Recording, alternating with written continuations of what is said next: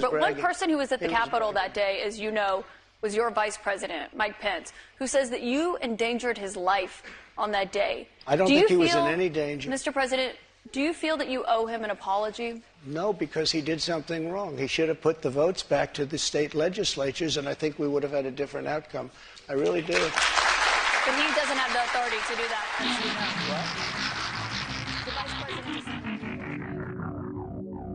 Hello and welcome to What the F*** Just Happened Today, your essential guide to the daily shock and awe in national politics. I'm Joe Amditis. Let's get to it.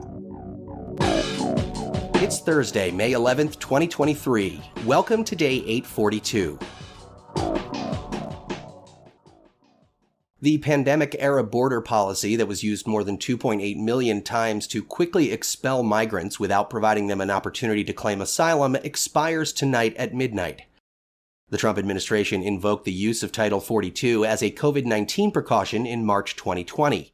The Biden administration will revert back to processing illegal border crossings as was done before the pandemic under Title 8 of the U.S. Code, which carries strict penalties including 5- and 10-year bans on re-entry for those who are deported. Migrants, however, are being offered new legal pathways to enter the country if they apply online and meet certain conditions. Homeland Security officials predict as many as 13,000 migrants per day will try to cross into the U.S. after Title 42 expires, up from roughly 6,000 on a typical day. Meanwhile, the EPA proposed new greenhouse gas emissions regulations that would eliminate nearly all carbon dioxide emissions from fossil fuel-fired power plants by the year 2040.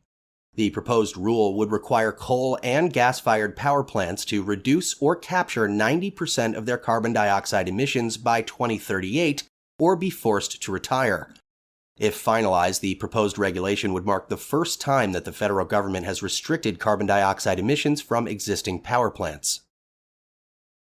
Moving on, CNN reported that it's hard to see how America was served by the spectacle of lies that aired on CNN during Trump's primetime town hall interview. I think is why you held on to those documents when you knew the federal government was seeking them and then had given you a subpoena to return them. Are you ready? Are you ready? Can I talk? Yeah, what's the answer?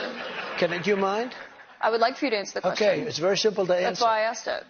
It's very simple to... You're a nasty person, I'll tell you. In his first media appearance since he was found liable for sexual abuse and defamation, Trump spent roughly 70 minutes maintaining the lie that the 2020 election was rigged, and he refused to pledge to accept the results of the 2024 election, calling the moderator a nasty person, and claiming that he had the right to take classified documents from the White House to Mar-a-Lago, and said that he would pardon a large portion of the January 6th rioters. My question to you is, will you pardon the January 6th rioters who were convicted of federal offenses? I am inclined to pardon many of them. I can't say for every single one because a couple of them probably they got out of control. But, you know, when you look at Antifa, what they've done to Portland, and if you look at Antifa, look at what they've done to Minneapolis and so many other places. Look at what they did to Seattle and BLM. Many people were killed.